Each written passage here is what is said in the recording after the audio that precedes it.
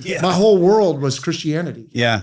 And here I was standing in the middle of a world totally foreign to me, and I liked it. The Lord spoke something so powerful to me. He said, you'll never know I'm all you need until I'm all you have. And I was like, well, you're all I have. And I just looked to heaven and I said, God, I don't know if this is real or not, if they were on the plane or not, but whatever's next, I got to have you with me. That darkness formed who I would need to be the rest of my life. Welcome to Radical Radio with Robby Dawkins. Robby is a renowned speaker and equipper in over 70 countries, as well as author of international best-selling book, Do What Jesus Did. Here's your host, Robby Dawkins. Hey, welcome to Radical Radio. I'm Robby Dawkins, your host. And this week we got Jeff Knight. Jeff Knight. What's happening? Pastor man? Jeff Knight. Yeah. This guy, we met in Montana. We did on a fishing trip. Yes. Eating buffalo chicken wings. That's right.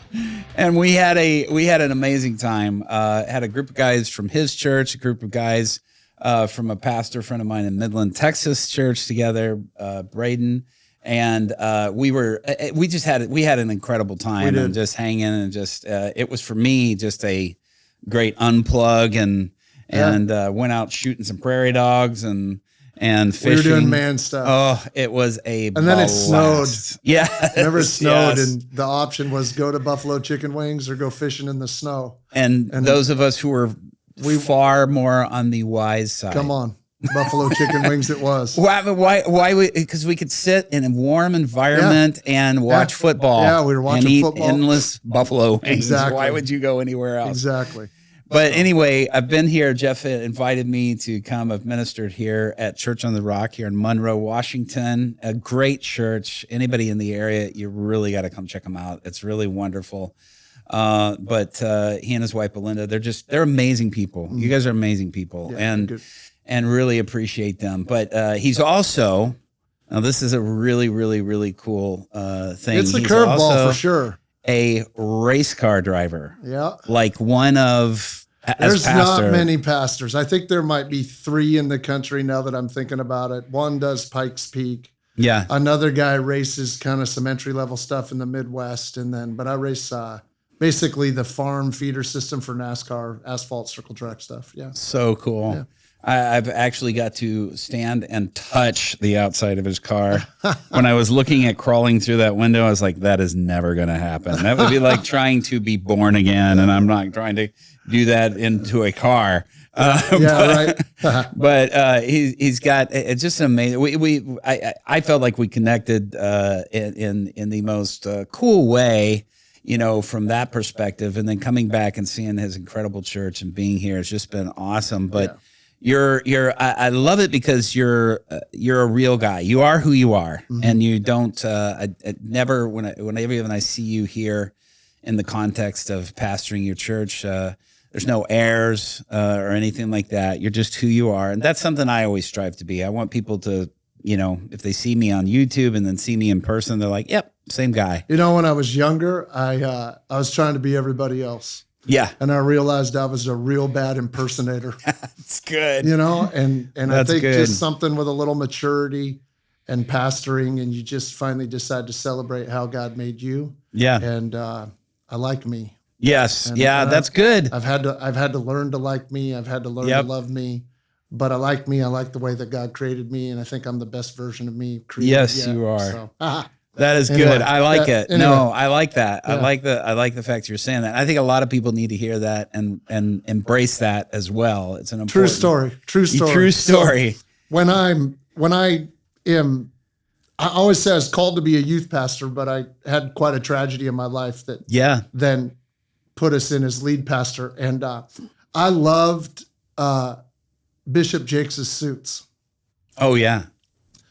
Now you got to understand, I'm in a country town, but I could preach with a 7-button suit, back in the day, because I was trying to find out who I was. Yeah. And I just love dressing up. But now, I'm a little more casual, and a little more laid back. But that's where I started. So, an interesting little piece of trivia back when I was in my 20s and first working at a church and youth pastor role, I wore a clerical collar. Okay. Can you imagine? Okay, I can't. We wore the Episcopal style clerical collars. And so, it'd be one color and, whether black, we had some that were green, red, whatever. And then the big white collar, some people call them dog collars. It's funny how we start, isn't it? Yeah. It is. It's funny how we start and how God molds us into his version of us. Yeah. You know what's funny about that is that before that happened, I remember sitting there thinking, man, I can't wait to where I could wear something like that, like legitimately, and how cool that would be and how massive that would be. And then when I got it, I was like, I don't like that. It was a few years. It took me a few years to be like, you go to the grocery store, people treat you different. People aren't real with you as much. People aren't. And then I started going, well, that's even happening in the church too. They're not really being real with me as much. They're kind of putting on an air, Yeah. And so I quickly got to where I was like, everybody sees me now. It's like, many people have seen me stand up and preach in t-shirts and shorts, and flip-flops even. And stuff, but that's so true. It's just being ourselves, really being who we are. I mean, and I think the closer you get to the Creator, it literally starts. You start realizing you're the creative genius that He put in you. Maybe it's not genius, but it's a creative thumbprint. It's a unique design, and you just got to roll with that. I mean, you'll find me these days wearing boots and jeans. I grew up. My mom and dad were cowboys and cowgirls, and I grew up. They had a ranch and we always had horses and stuff like that. But I walked away from that for 15, 20, 25 years because, just because it didn't really fit what I thought. But these days I'll preach in some boots and I can put a suit on also. So I can go, we can do, and I know we're, so shallow talking about dress, but the reality is, the expression of who we are, like it gets refined over time. It gets refined as we love Jesus. Yeah. And we just start celebrating how we're created.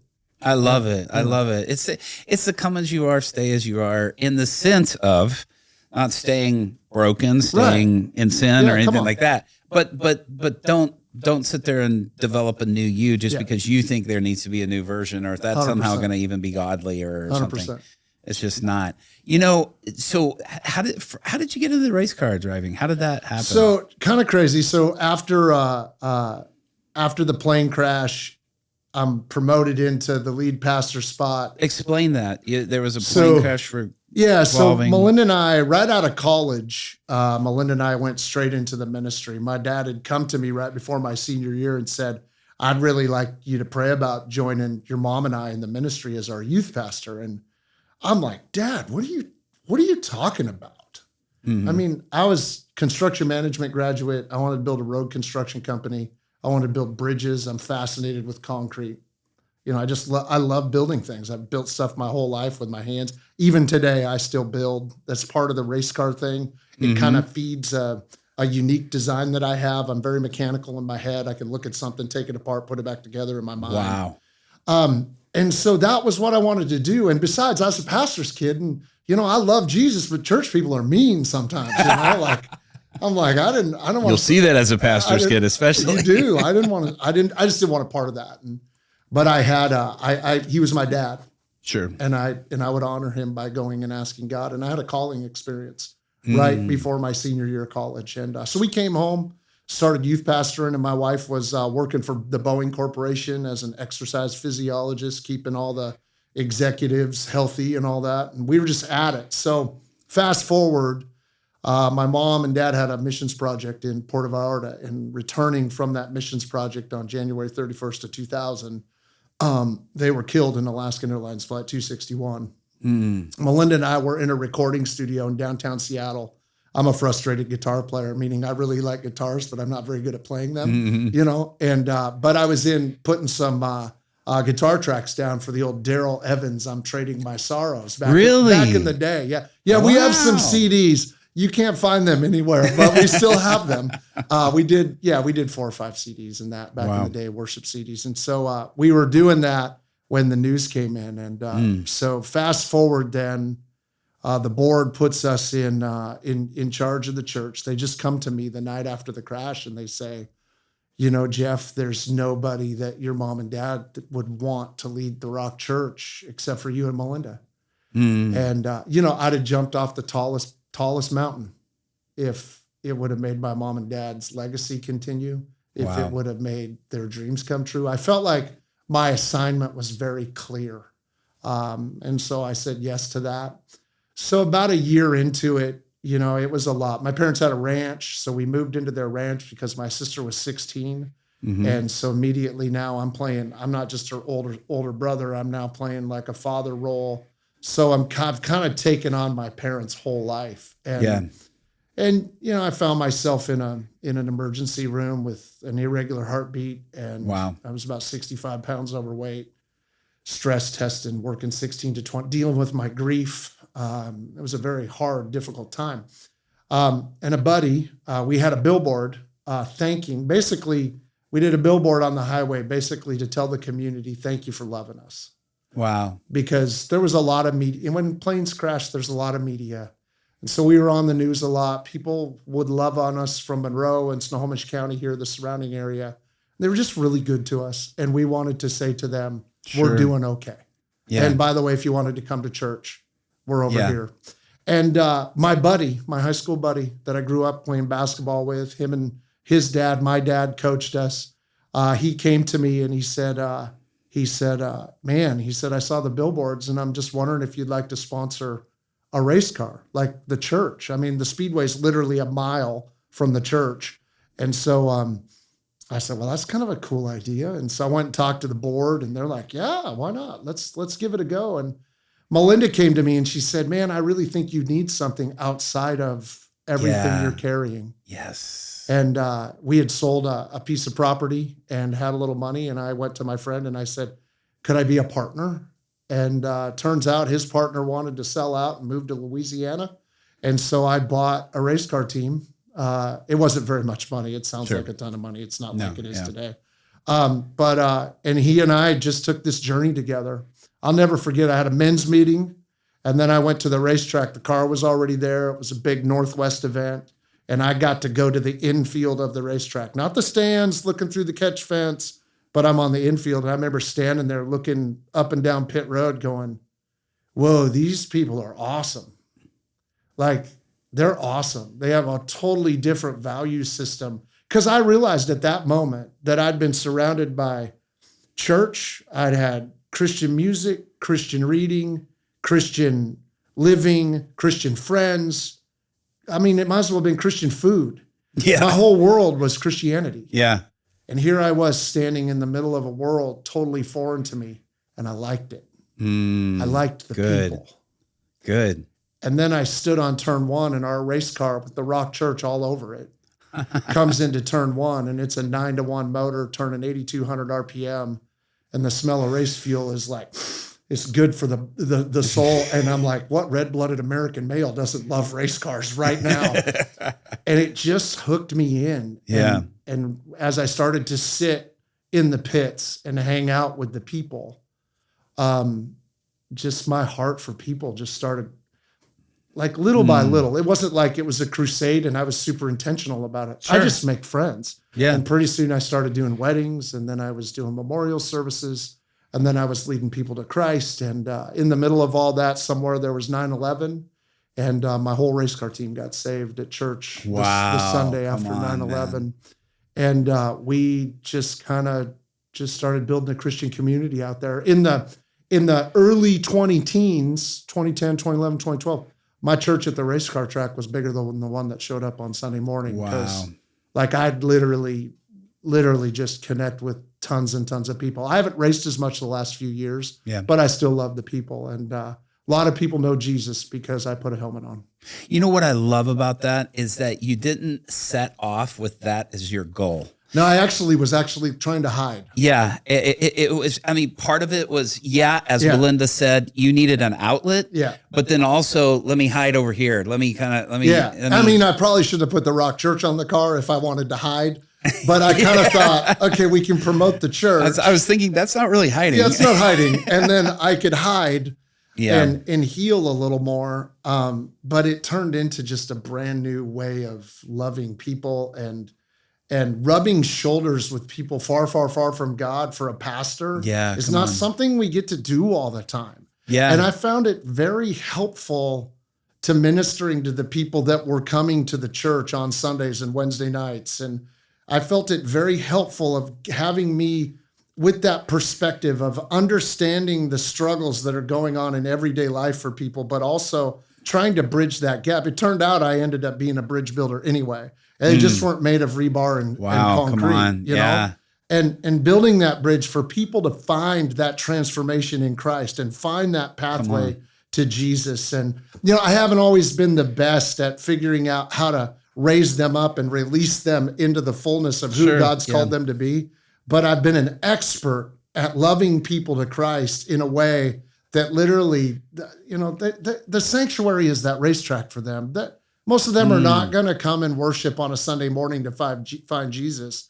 And I just felt like, hey, if they trust me like that, then I'm going to be the same guy. People would always say to me, when you put that helmet on, you got to take the title pastor off. You got to put your elbows up and go out there and race. And man, I wish that was true 1,000 times. When I'm getting roughed up on the track by a competitor, I want to put my elbows up and fight tough, right? Yeah. And I do, but I always remember that the helmet is the hat of a pastor. Always. I always say it like this: my dad taught me to race before he taught me to pray. Yeah. But God called me to ministry before he released me to race. And I've always known who I am. Yeah. I've known who I belong to. And so, ministering to people, it just became a part of who I was. And so I've had the privilege of marrying people in the X of the figure 8 track. That's where they wanted to get married.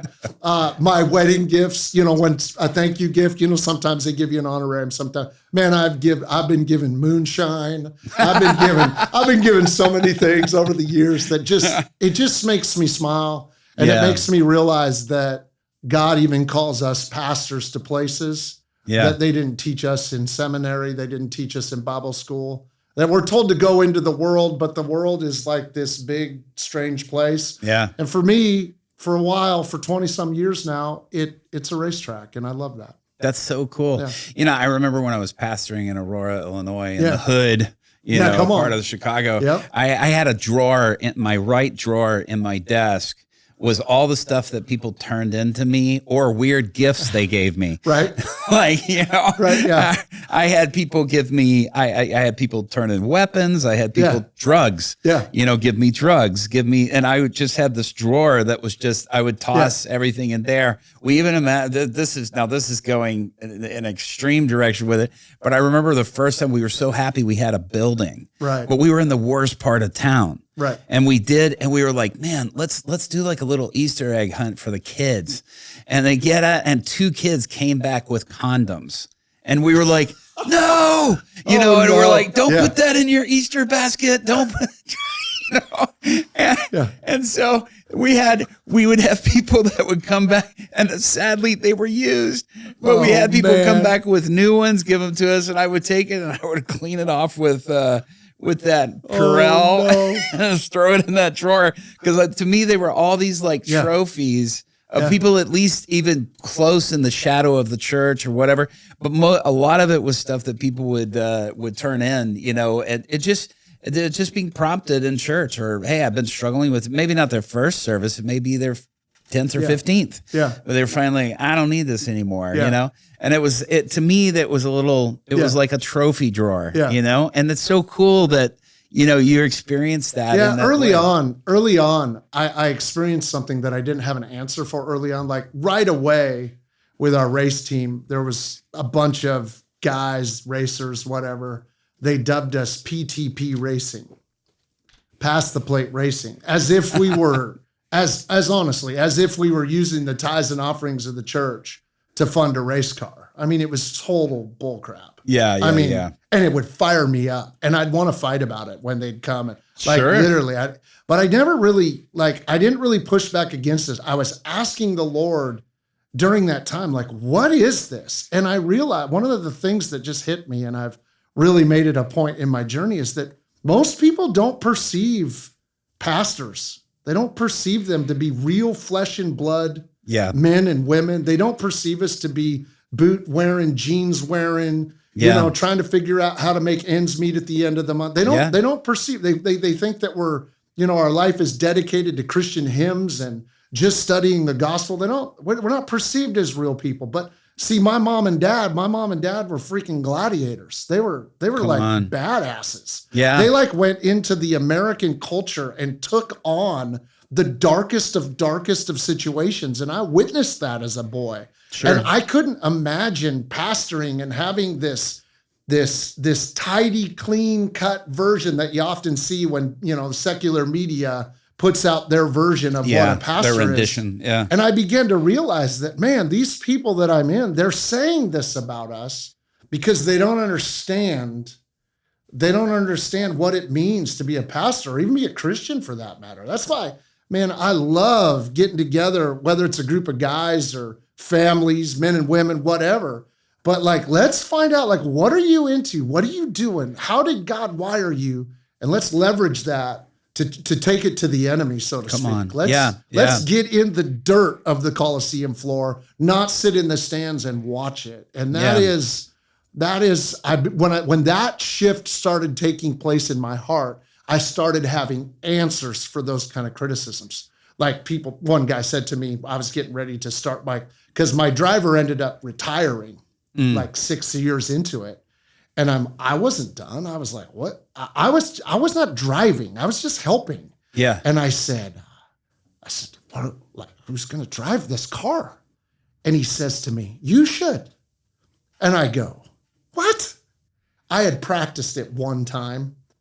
We rented the track and it was such a handful. I'm like, I could never do this. Yeah. So now I'm 36 and he's like, no, you should. And I'm like, what gives you any sort of reason? And he goes, because when we go to the local fun kart track, he's like, you're just as fast as I am. And it's not any different. And I'm like, oh yeah, it's totally different. When we crash into the fence at 100 miles an hour, it's expensive. When I crash at the fun kart, I just get black flagged and they take my cart away and tell me to go sit down, Yeah. And so when I started getting behind the wheel was when I really began to put together this whole discrepancy between being a pastor and fitting some stereotypical image. Yeah. And being a pastor is like, no, man, I'm in the trench. So my first race, right before I'm getting to go, a guy walks up to me and says to me right to my face, you have no business driving this race car. Right to my face. They don't at racetracks, they don't mince words. They're not going to tell you what you want to hear. Totally direct. It's totally direct. And I'm like, well, here's the deal. I'm not going to ruin anybody's night. And why don't you evaluate it after I get done? Because I practiced a little. Now, it went great that first night. I passed one car under green flag conditions and I didn't finish last. And he came up to me 2 years. I won my first race in my 18th start. And he came up to me after I won my first race. I beat the best guys in the Northwest at our local track. Wow. And he goes, I was wrong about you. And I thought to myself, a lot of times us pastors, we give up when it gets hard. Yeah. And I'm just gritty enough to where I dig in a little deeper and I stay in that trench and I try to earn that respect, that influence, that place, that voice. Anyway, that's so good. No, that's so good. And also during this time, you're going through some pretty intense grief. And you're going through. Can we talk about that? Can we talk about what was happening inside of you? What was happening, even what was happening? And I don't want to set this up this way, but what was happening too with you with God? How did you feel and how? But what was happening inside of you? Even from the point of when you got this message, rewind back to that recording studio and my buddy, who's my associate youth pastor, he calls me and says, he calls us and Melinda takes the call. I'm in the sound room with the headphones on and the guitar. And he just says, hey, a plane crash returning from Puerto Vallarta. And Melinda's like, get me more information. Let's hang up. I'm going to talk to Jeff. So she comes in and gets me and she says, hey, you need to come out here. And I'm like, I could tell, it's my wife. I could tell I could tell there was something heavy, and we walked out and we turned on a little snowy picture of the Como 4 ABC affiliate. Back in the day, we had rabbit ears. Mm-hmm. And it was kind of a snowy picture, but it was color, and it was an orange Coast Guard helicopter hovering over the blue ocean, the little diamonds tweaking off the waves, and there was debris floating everywhere in the water. And the ticker said, Flight 261 has crashed into the Pacific Ocean. And the anchor at that time, he said, Flight 261 has gone into the Pacific Ocean. And I'm watching it. And I turned to Rachel, who was with us. She's on the albums and sang with us for years and years. And she had coordinated, I knew she coordinated my dad's travel. And I said, is that their flight number? And she just went pale. Wow. And she said, it is, Jeff. Mm. And and it was a gray overcast skies, January day in Seattle. I went outside because I really didn't know what to do. I knew I had to do something. There's a telephone number you can call if you suspect you have a family member, but we couldn't get through. It was busy, a busy signal. Everybody's calling, yeah. And so I went out onto the sidewalk and I just looked to heaven and I said, God, I don't know if this is real or not, if they were on the plane or not, but whatever's next, I got to have you with me. Come on. That's all I prayed. And I went back in and kind of gathered up our stuff and threw it in my truck and started for the airport. And traffic in Seattle back in that time was really, really bad. And we weren't getting anywhere. And I knew, and then my heart shifted to my sister. She was a sophomore at Monroe High School here. And I knew she was going home because mom had been gone for 16 days and they had some stuff planned. And I knew that because on Saturday, Dad had called and said, hey, there's an elders meeting at the house on Monday night. Why don't you get it started? Because I was he was wanting me to take some more executive leadership in the church. Yeah. Why don't you get it started? You handle the agenda, and then we'll come in towards the end and we'll have food and we'll pray together and it'll be great. So so my last words to my dad is like, okay, I'll see you Monday. Yeah. And so now it's Monday and I can't get to the airport. So I start just hauling the mail home. I mean, driving in the wrong lane, passing on the right. Wow. I was a race car driver before I actually put a helmet on that night. Yeah. And I got a call from a prophet friend out of Indiana. And Jeff said, he goes, Jeff, have you heard about your mom and dad? And I don't even know how, like in the Christian community, news travels so fast. I mean, we've only known 20 minutes, 20, 30 minutes. Yeah. That it's potential. And we don't even know that they're confirmed to be on the flight. Because when you have your boarding pass scanned, that puts you on the manifest. Yeah. So you can have a ticket, but not be on the manifest. Yeah. And so that wasn't confirmed until 11:30 at night that night. Yeah. And so this is 4:30, 5 o'clock in the afternoon. And he says to me, I just need you to know that your parents are in heaven and you need to prepare your family for the worst. Wow. Like he told me that while I was driving, and it's funny because I didn't really know what to do with that information at the time. Sure. So we get home and I find my sister and I never tell her story because she was alone for 35 minutes. And a friend from Texas called another minister friend and said, did you hear about your mom and dad? And she said, no, I don't even know what you're talking about. And they hung up and she turned the news on and she was in her mom and dad's home by herself for those 35 minutes, clutching a picture of them on their bed. And I walked in and she was laying kind of in the floor. My grandma and grandpa had beat me there. And she stands up and she said, is it true? Is it true? Is it true? And I just said to her, I said, having the prophet Jeff tell me what he told me, I said, I don't know if it's true. I said, but if anybody could survive, our mom and dad could survive.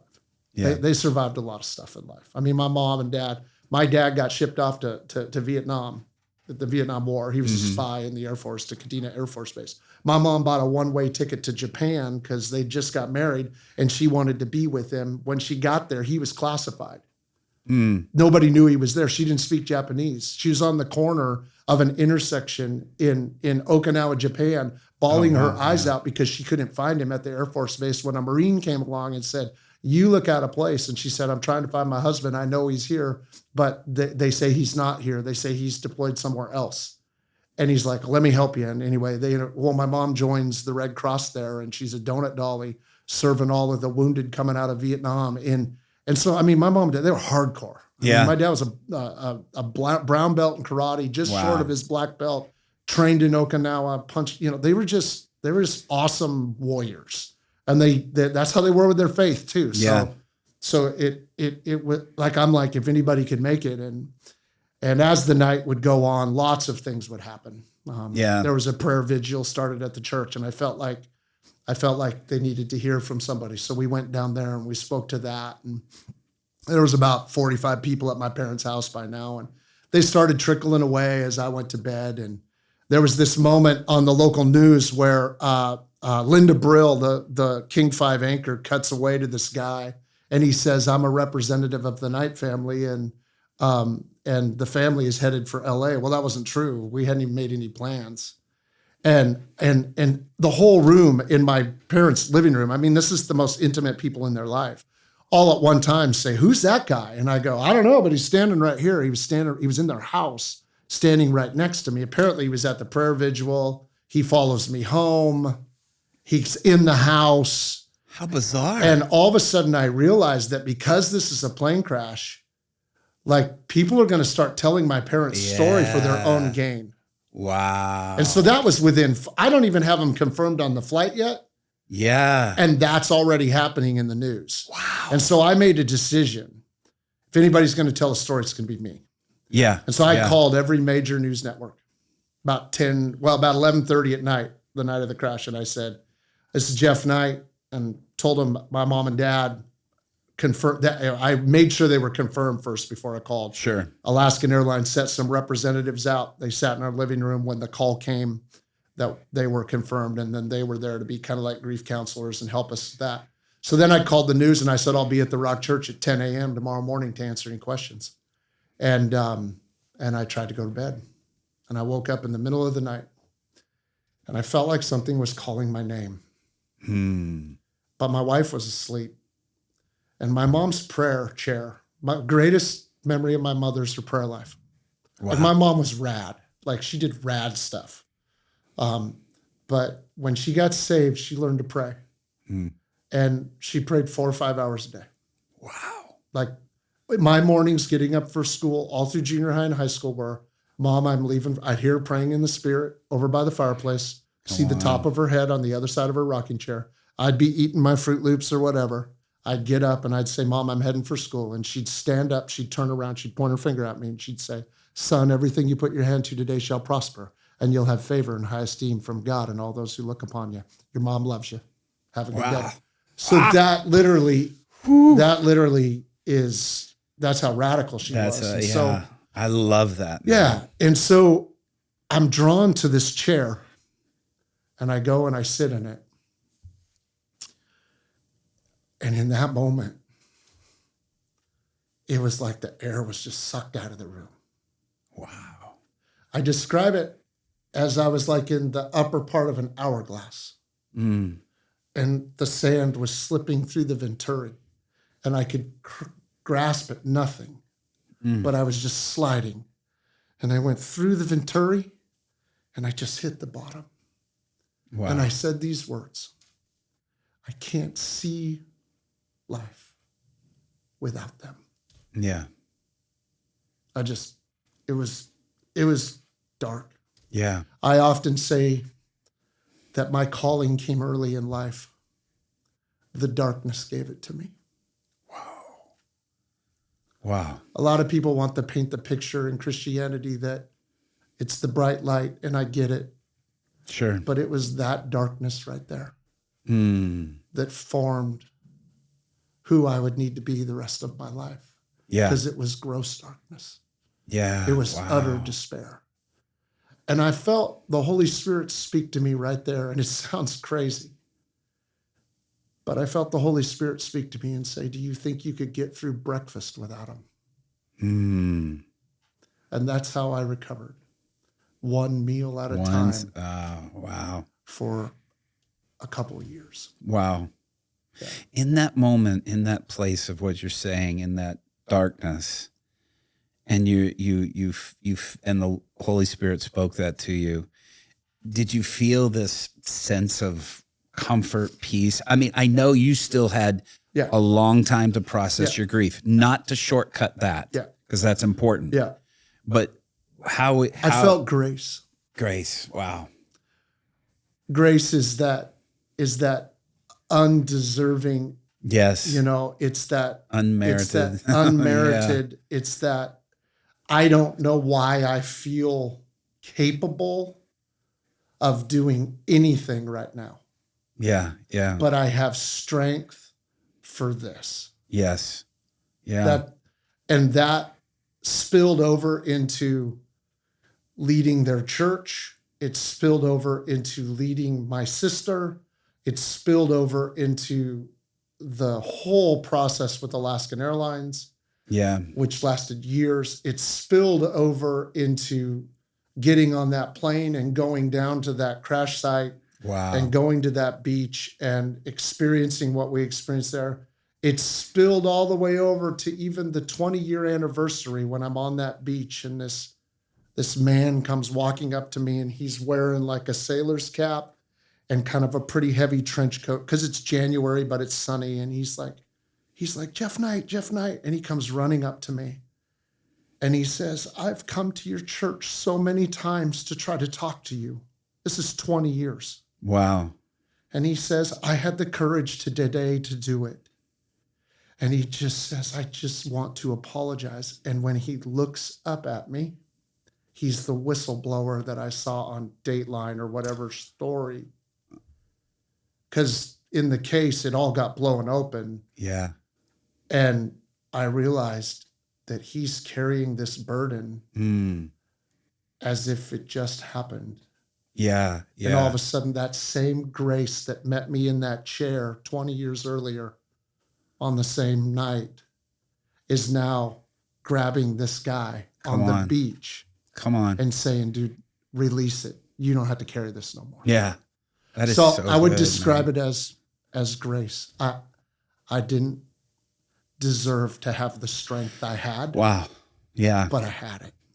Some people know this part of my story. I had a very similar situation, and I've shared with you when I was in Afghanistan in 21 in January, and I got arrested, and and they put me in the shipping container, and I'm being tortured. Right. There's all these things. They're trying to get information of locations, people. They want names of everybody because they want to go kill everybody. Right. Right. And as I'm in this container, and after a couple of days, no water, and Afghanistan is very dry. Sure. It's freezing cold. It's in the mountains, the part of Afghanistan I was in. And I had one call, and I called the closest person in my family, the closest person to me in the world. And I said, I need your help. I need you to contact the U.S. Embassy. I need your help. Get me out of here. And their response was, I'm done.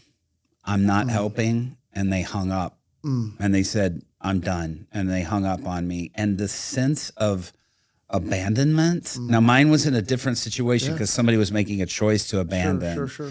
And the sense, and when they took me back, I've never felt so utterly alone in my entire life. As you're sharing this story, I'm empathizing with that loneliness and that sense of how can I, move forward. And I remember when they took me back to that container, again, going back in this freezing hell condition, and when they put me back in, and I just stopped and I just said, Lord, I don't have anybody anymore. That was it. And the Lord spoke something so powerful to me. He said, and it's a line from an old Steve Camp song years ago. If anybody remembers Steve Camp, I remember Steve Camp. Yeah. Come on. And he said, you'll never know Jesus. He said, the Lord spoke to me and said, you'll never know I'm all you need until I'm all you have. Yeah. And I was like, well, you're all I have. I don't have anything else. I don't, and I feel that. It was this point that was the deepest, darkest point. But man, the grace and the presence of God came in that moment. And I've heard the Iranians talk about it when they were, in prison and tortured, and they're like, you'll never feel God's presence stronger than in that moment. Wow. And it's true. Wow. It just the presence and this sense of truly it is well, the grace to just make another step forward, and just the presence of God came in that container and just gave me what no one could, what nothing else could. And I because I was at the place of going, Lord, just let them kill me. Let it be done. It's over. But just the sustaining kindness and grace of God that just came in that moment. As you're telling that story, Jeff, I'm feeling that sense. And that's there for everybody. Everybody watching this, if you're in that dark hour, God is there for you. He's here, for you in that moment. So was it the next day after that the church is calling you, or was it that day where they're calling and saying, hey, as a pastor, we need you to take over? So the elders board, who we were meeting that Monday night. Yeah. So they were all there till midnight, 1:00 in the morning. I mean, because this is their pastors. Sure. I mean, for some of them on that board, my parents led them to Christ. They'd done life for 16, 17, 18 years at the time. And so then the next night was a Tuesday, and they said, hey, we want to meet with you. And they said, we want to install you and Melinda officially this Sunday. And wow. And like I said, I'd have jumped off the tallest building to make my mom and dad's legacy continue. I didn't want the church to die. My whole world was turned up. My parents, we'd stay up till 2:00 in the morning talking about nothing. They gave life to me and they raised me, but they were my friends. They were my confidants. Community. We just did life together. We worked together. My dad signed my checks, it was I don't know why I need to say this, but I feel like it wasn't what people call nepotism today. Yeah. Yeah. It was family. Right. It was like all I wanted was God's best for this church community that they founded. Yeah. I did not care that I was the heir. Yeah. This whole church is grieving. And so literally my first Sunday was, I'm weeping the whole time. Of course. Yeah. And I'm like, I'm just going to ask you to stay a year. Yeah. Just give me a year. Just give me 1 year. Wow. Don't leave for a year. Because, I'm 29. My dad was 53. I'm 53 now. Literally, this is a fact that I'm going through. We just had Thanksgiving, right? And I'm sitting there and I'm thinking, did my dad know it was his last Thanksgiving? Because I'm the same age he was. Wow. Next July 13th, 5 days after my birthday, I will be exactly the same age as my dad was when he died. Wow. And I feel like I have direction until then, but then I'm like, oh my gosh, it's like but honestly, I wanted this church to be well. So I just said, stay with me a year. Yeah. And then if you need to transition because I don't fit the mold or whatever, it's okay. But don't leave me now. Yeah, yeah, yeah. Be with me now. And we just started going. And it was good. That's so good. It was good. It wasn't easy, but it was good. Oh man. The first year I think I probably cried through 2/3 of the Sundays. Sure. When I'd preach. But see, the thing was with the airplane crash, the media would come a lot. And so they ended up going to Mexico with us to my mom's project. We had a People magazine article dumped, 6-page humanitarian article in People magazine. Tom Cruise was on the front of it. Lots of stories, magazine type stories on television, telling the story of the Rock Church and that. So people are in the Seattle area were connected. And I'll never forget one Sunday night I was driving. I turned the news on right before was back in the day when you could turn the news on and actually believe most of it. But that's a whole nother conversation. There was a car crash not far from here, not far from the church. And there was a deceased student, high school student. And I don't know, I had a strange connection to it. Just, I felt like I should pray. So on the way to church that night, I'm going to preach, I'm praying. And guess what? That mom saw me on TV. And she said, I didn't know anywhere else to come except for here. Within hours of her daughter losing her life, she was in our church. Wow. And so there was a grace. Yeah. And yet it was incredibly dark for me. I describe it like this. People would come to me and they would say, so have you gotten closure yet? And I thought that was something I was supposed to get because I was asked about it so much. But it never came. Yeah. And so finally I flipped the script on them. And I said, I'm not looking for closure. And they said, tell me about that. And I said, because it's really dark down here. Yeah. Darkness, loss, divorce. Yeah. Broken relationships, bankruptcy. These things in life, they send us into these caverns. And it's dark down there. And you just kind of feel your way along and you bump into other people down there. And on some days you walk with them. And on some days when you don't want to walk, you just sit down in the dark. And as I dealt with that, I started to build a bridge over that big dark space in my heart, those caverns. And now I walk across that bridge every day to the rest of my life instead of closure. Yeah. Here's why.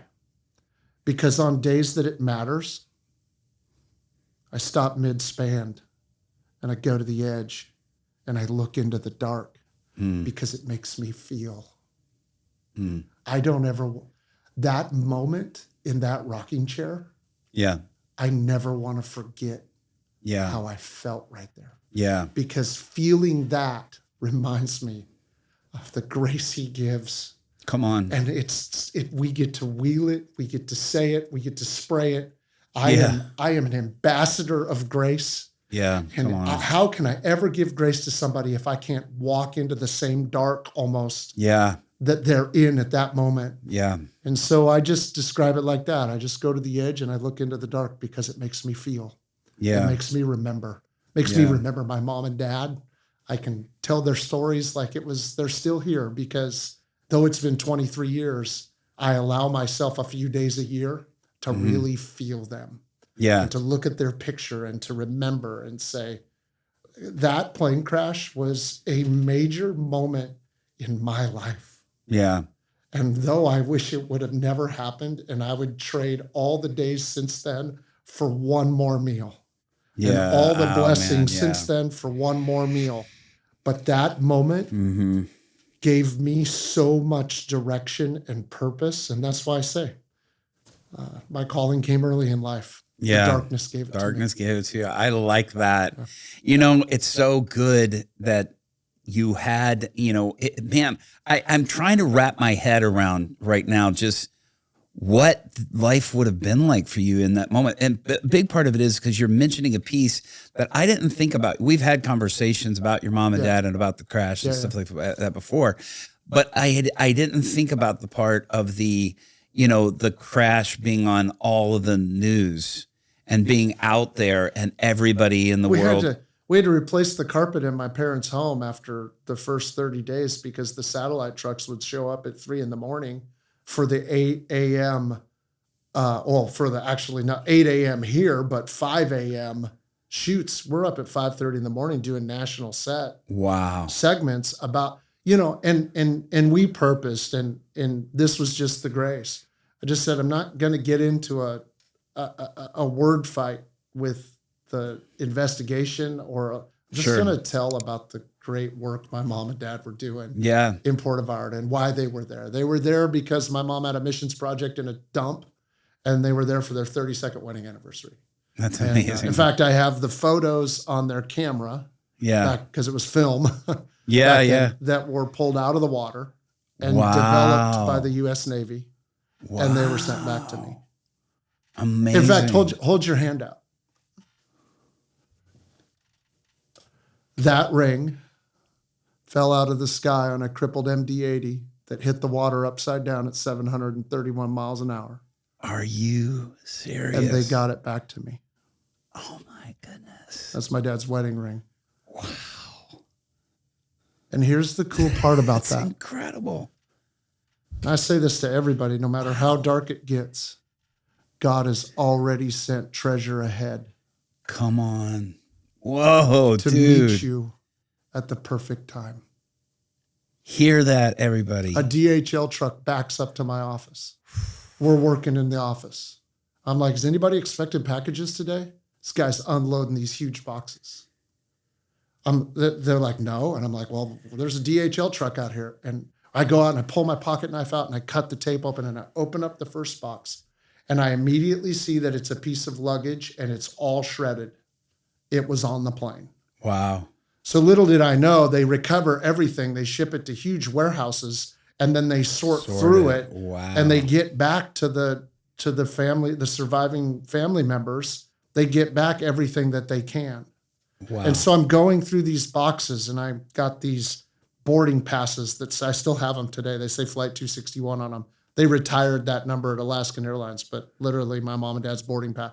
My mom loved Dr. Mike Murdoch, loved his teaching, his books. Sure. And so her Walkman with a cassette tape of Mike Murdoch of wisdom principles was in there. And her last edits of her book, my mom wrote a book. It's not published yet. My sister and I are getting ready to, but she was finally editing it in her handwriting. It somehow survived. Wow. My dad's Bible was actually on a CNN segment floating in the water, and they got that back to me. And I get all the way through these boxes, and I see this blue ring holder box, and I open it up. And wow. This ring was on my dad's hand. Wow.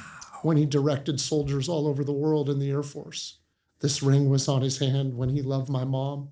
This ring was on his hand when he threw me a pitch, teaching me how to hit a baseball. It was on his hand in the clutch lever of his motocross bike when he used to race.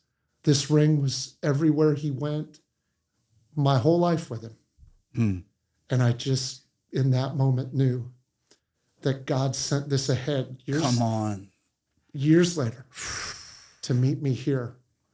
And I took it and I wore it a couple days, and I actually got interviewed by the Seattle Times or something, and I had it on and I talked about it. But after that, I went, this is a father's ring. And I took it to the safe and I put it back in the safe and I put my wedding ring back on. And the day that my daughter was born, I drove home and I put it back on because my hands have become my dad's hands. Come on. You know, tuning an engine on Saturday, laying hands on the sick on Sunday. Come on, man. You know, and God will send us treasures from the dark. Come on ahead to meet us in our moments, oftentimes when we least expect it. Wow, so good. Yeah. And you've put this into a book. I have put it in. I just finished it actually.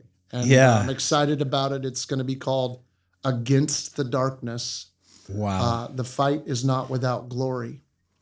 The fight is not without glory phrase is a phrase that my family used, but I opened my dad's Bible up from the water, and in the back, he had written, I think that weekend, because I still have his last message in Post-it notes. He was preaching on Acts chapter 4 about the glory. Yeah, come on. I still open it up, and I'm like, there's your last message, Dad.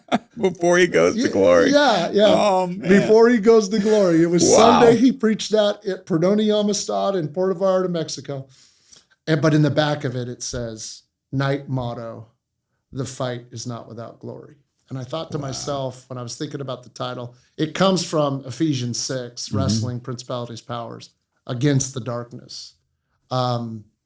Because, you know, the darkness it's not just where my callings come from. It's also, I have many other things in my life where they've had some dark stuff happen to me. Sure. And I just have finally encapsulated it and put it all down, and it's good. It's gonna be great. Man, it's going to be good. And you can look Jeff up on social media. You can find him there, and I'm sure there'll be posts about that book and how to get it. My handles like on Instagram are @Nitrous, KNIGHTROUS. I didn't take the social media thing very seriously when Twitter started, and I didn't get my own name. And by the time it got serious, I'm like, I need to try to get my own name. Yeah. And I couldn't. It's hard. Yeah. So I just put @Nitrous, one word. Yeah. Yeah. That's so good. and so you're pastoring now in a couple of years ago. Yeah. Let's talk about it. Yeah. You're pastoring now in one of the most challenging, Seattle area was all over the media, all over, protests, denial of riots, peaceful protests, I think is what the current vice president was calling them. Yeah. But what, pastoring in this atmosphere and pastoring in this sort of setting and being who you are, you're a conservative believer, strong, loyal to the scripture, loyal to the word of God. How is that for you? And then also how do you, what would you say to those people or to that, or, just talk about that for a little bit. Yeah. Well, I'm super grateful to be from here. Yeah. Like, this was my hometown. I pastor in my hometown. I have another church a couple hours away, but so I'm super grateful to be from here. A long time ago, a pastor friend told me, man, if you ever feel like you're called across the country, really pray about it, because the sons that really succeed in the Northwest were born here. Many of them were. There's not a lot of imports from the rest of the United States that can build the church and expand the kingdom over time. And that's just been kind of a fact. A lot of the great churches of the Pacific Northwest, they're sons. Yeah. They grew up here. And so I'm very grateful for that. It gives me, I think, a tactical advantage in kind of digesting some polar extremes that are going on right now. And, candidly, I didn't do it. 2020 and the pandemic and everything was a real slap in the face for me. And I know it was for everybody. I was going to say all of us. All of us felt a slap in the face, but I felt very convicted about what I had been the prior decade. Interesting. I felt like I had surrendered my voice in the, atmosphere where these issues played out. Like now we would just say it's all a political thing. Yeah. But it wasn't always political. It's just, I didn't really participate. Yeah. So I didn't really put myself out there, for a decade or more, partly because I had some reservations about the direction the country was heading, even during the plane crash. And I was grieving. And it was like, when I'd share those reservations, I'd get tons of pushback. And I'm like, I can't process recovering from my own thing and building what God's called. And it was just a lot. So I didn't really talk about it at all. I think most people would probably say Pastor Jeff from the pulpit was just kind of apolitical.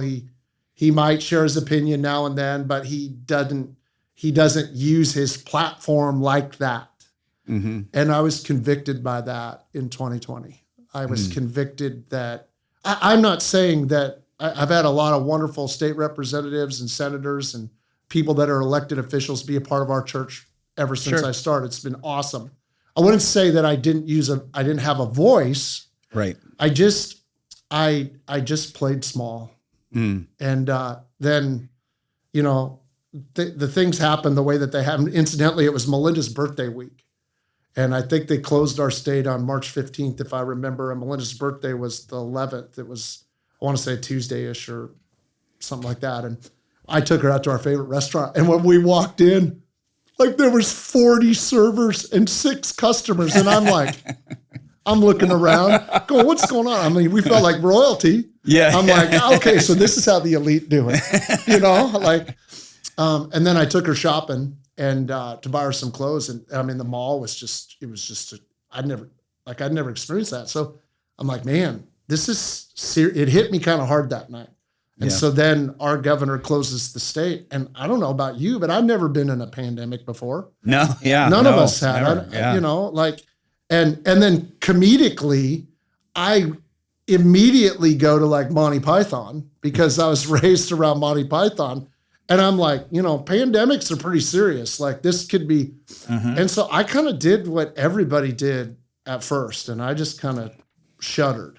Sure. I closed it down and man, it was super hard. But not everybody did. Right. Even around here. And man, all of a sudden I started getting a lot of pushback from folks that I love are like, man, we're going over here now because they're not shut down. You need to open up. And I'm like, hold on. Like, I just didn't have a voice for it. Yeah. Honestly, it's my fault. I didn't know what to say. Yeah. I was trying to be smart. I didn't want to kill grandma. Exactly. I mean, that's what we were being told. Understandable. Yeah. You know, but then when I did Easter Sunday on video, and we did awesome. My brother-in-law is a professional photographer, filmmaker. They do these commercials for all the major corporations all over. They have so we did Easter with a red camera, and because all of his freelance buddies were out of work too, and it was epic. Like it's a great presentation of the gospel, right? But we weren't together, and I just started getting agitated. Yeah. I'm like, I don't know. I think I don't know. And then I just starting to take a deep dive into what is really happening. And I started learning and I started repenting and I started saying that. And so because I'm a race car driver, I called up the Speedway promoter and I said, hey, can I have the Speedway on Sunday mornings? He's like, what do you want to do? And I said, I want to have church. We're going to have parking lot church. We're going to bring in cars and we'll park them 6 feet apart. I won't get you busted. I promise. We'll follow all the protocols. Well, I mean, the Speedway is huge. It's acres and acres and acres. And that's what we did, man, when we opened up. And that was like week 8 of the pandemic. And so, you know, what began to happen is I began to relate to some of my time on the grieving and the darkness and working through that and realizing that in the emotion of things, sometimes rules get built and sometimes systems get built that are not helpful and they're not true, and they ultimately do more damage. I experienced that through grief counseling and the process and everything. Sure. Not everything served me. And I realized that, oh my gosh, the church, that first service, when those people were pulling out of that Speedway, they're weeping because they hadn't had any fellowship. And I said, this is my job. This is my job. The Christians in Rome ran to the plague. The government, the elected leaders, they ran to Crete and Greece. The Christians ran towards it. Yep. And I'm like, I'm just going to run towards it. Yep. I just made that decision and it wasn't popular. No. So what did you hear? Well, first of all, shutting down wasn't popular with a whole bunch of people and they moved on. And then opening up wasn't popular with a whole bunch of people and they moved on. So I actually made both mistakes as about the best you could. Yeah. But at that point, I was just like, Lord, it's your church. You know what's going on. You know what's happening in the world. And I believe we're to stand and I believe we're to. And so then people started coming and I heard all kinds of stuff, you know, got turned into the health department a lot, you know, it was a wild time. Yeah. But once we opened in week 8, we never closed again. Yeah. And we just kept going and going and going. And I know that's the story of a lot of people, but it was really empowering for me. Yeah. And with making that kind of, statement, because you're making a statement to the government saying, listen, you can't rule the church. Right. You know, and I had a lot of people that I would do speaking, and a lot of them actually were Christians, mentor type people that were messaging me going, how could you go do a meeting, you know, and you're probably providing an atmosphere to spread this, to do this and this, you know, all of these things. And I would just tell them, I'd say, listen, my Jesus heals, my Jesus raises the dead. You know, that's what we're going with. And that's what we're sticking with. And being in this environment, I mean, you're where you would have, and of course, again, you're here in Monroe. It's a bit of a bedroom community of Seattle. But do you run up against, some of that? Like I've walked down the avenue in Seattle and done ministry there. I mean, I know the pushback. I know the hostility against the gospel. Yeah. It's intense. Yeah. Like, I mean, I had an elderly man, I grew up in Atlanta, and elderly Black people were like almost always the most godly people to me. Right. This elderly Black man, like in his 80s, picked up his cane and was like going to hit me just because I said, "Hey, can I pray for you? Clearly you have a cane. There's a physical issue." And he goes, "You get away from me, you SOB." And I was like, "I just want to pray for you, man. I don't want your prayer." Right. And all this stuff. I mean, is in being in those environments, or being sort of in that, or at least in the shadow of it, maybe more so here, how do you, so with that advice from that one, stay under the radar, but at what point are we above the radar? At what point at what point we're like, no, wait a minute, sorry. Well, yeah. And I think you stepped above the radar the second that you made a decision to just, to take that perspective, like, wait a minute here. Like our governor crossed the line. Yeah. And so now, because the line is crossed, now I kind of got to cross the line of putting my head up. Right. And I got to, and now I got to take the fire. And the amazing thing is I think there's a grace to do that, right? There's a purpose in it. And it got, I said goodbye to a lot of friends. Yeah. I did. Me too. Yeah. And I hate that on one hand, but on the other hand, it's like, I just bless them. Sure. And I'm just like, you know what? This is how I quantified it. I'm like, everybody has to make the decision during that time that they can live with for the rest of their life. And I could not make the decision being the head of a local church that's founded on first century principles at the book of Acts. I could not live with a reputation that I stayed closed while people stayed home.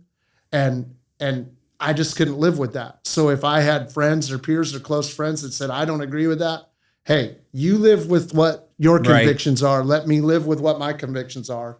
And that's how I walked that out. And so, engaging some of that hostile stuff, it happened. And it happened in a way, though, that I just had a lot of grace for him. Like, okay, that's where you're at. That's where you're at. That's where you're at.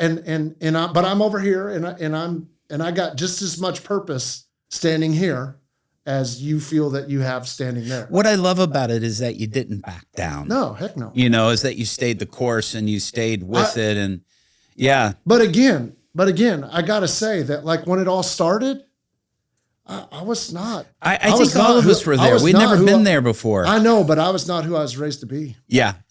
Like, and that became very clear. And while I loved a couple of weeks of getting a lot of projects done around the house, yeah, me too. I needed to get back at preaching the gospel, and I needed to get back at loving people. And so, and then, you had the open close thing. Then you had the mask or no mask. That was a whole nother deal. Oh yeah.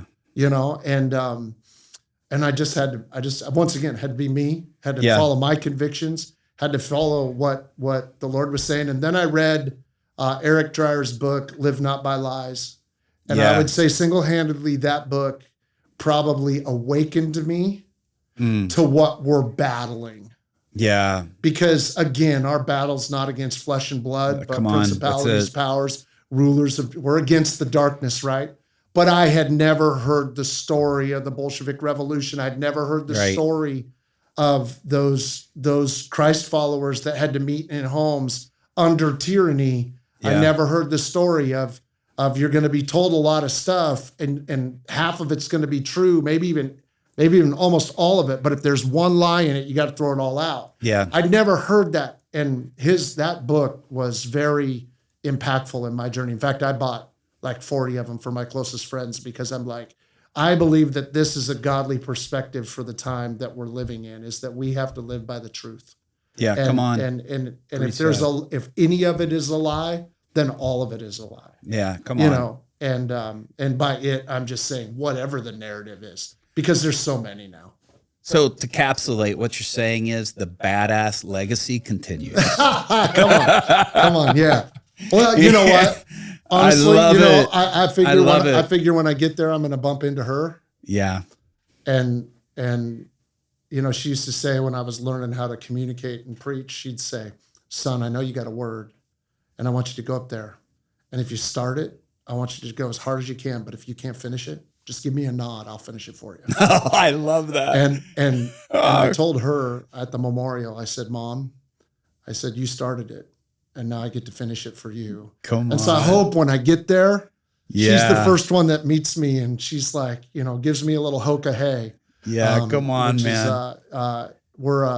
We have some Native American in our bloodline. I love it. And hoka hey means a good day to die. It's what Crazy Horse yelled when they charged into the Battle of Custer.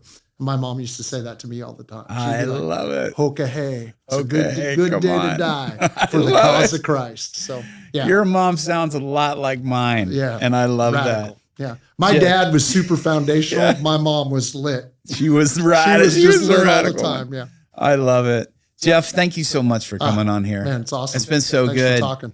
And I love it. And listen, for everybody who is tuning in, this is such an important session, and everything that Jeff is saying, I feel like there's a lot of people that it's speaking to. And I just want to say, just in closing, if you're going through any of those dark places, the dark night of the soul, as some writers have called them, and to realize, to look how redemptive, God can even use that darkness to do something so godly, he's a redemptive God. He loves taking ugly, horrible situations, and he just loves making all things new and turning it around. And would you just pray that for anybody who's going through that, just as we wrap? Yeah, the thing that I would say to you is never forget that light shines in the darkness, and the darkness cannot comprehend it. So good. And so while I'm familiar with how dark it can get, I'm much more familiar with the light. But a lot of times I think in our world, we talk so much about the light, we don't acknowledge the things the darkness gives us. And in my story, I've just learned to acknowledge that, man, not everything that happened in that moment was bad. Most of it was redemptive. And so, Father, I thank you right now, Lord. God, and I pray for my friends, God, Lord, that are listening, God. If they've listened this far, Father, there's something the Holy Spirit, God, is drawing them into. And so I pray, Father, I pray for that loved one, God. Yes. I pray for that friend, God. I pray for that family member, God. And I ask right now, God, that you would meet them, Father. Lord, that the light, God, would meet them, Father. Thank you, Jesus. Lord, I thank you, God, for souls saved, Father. Man, I just feel led to just lead you just real quickly. If you feel far, far, far from the Lord right now, and you don't have to be, and maybe you were close to him at one time in your life, but you're quite distant today, man. I want to invite you to come home to say yes. And I just want to lead you in a prayer right quick. Just say, Jesus, man, come into my life and light up the dark in Jesus' mighty name. Amen. Amen. So good. Jeff, thank you so much. You're welcome, man. Thanks for having me. I appreciate it. I love your vulnerability. I love your strength. Yeah. It's just a perfect package here. Let's go. And I want to thank you guys for tuning into Radical Radio, and we appreciate your support. We only stay on based on your support, and so we really appreciate it. And I just want to encourage everybody, stay radical. Let's go. This week's podcast is brought to you by Robby Dawkins Ministries. Do you know someone who would be impacted by today's episode? Share it with them and let us know what they think. Subscribe or follow this podcast so you don't miss our next episode. You can also leave us a review, like, comment, and follow us on Instagram, Facebook, and YouTube. Until next time, stay radical.